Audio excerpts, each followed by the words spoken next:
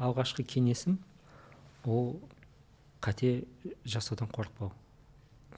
Табысты түрде іске асқан жаңағы жұмысы сол қателіктерден тұрады, күнделікті жасаған қателіктерден тұрады. Ешкім табыстан табысқа жүре бермейді. Ол айналмалы болады, құбылмалы болады, әртүрлі жағдайға тап боласыз. Бірақ соған қарамастан өзіңізді әрқашан дамытып отыру керексіз. Өткенде бір сұхбатта айттым, адамның жұмсаған энергиясы зая кетпейді.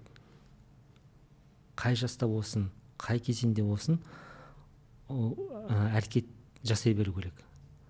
Ол мүмкін қазір келер, оған жемісі мүмкін 10 жыл, мүмкін 20 жылдан кейін келер. Сондықтан әрқашан әрекет жасап отыру керек. Тұрақты түрде. Иә, тұрақты түрде. Мысалы, менің өте мықты, әлемдік деңгейде мықты деп айта аламын, бір маман досым бар, Барыш деген.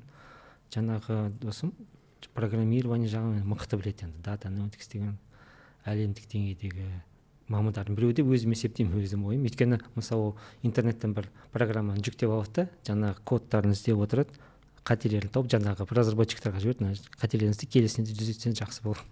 Сондай мықты маман. Соны айтуы маған айтады, күніне 10-15 минут уақыт бөлсең дейді.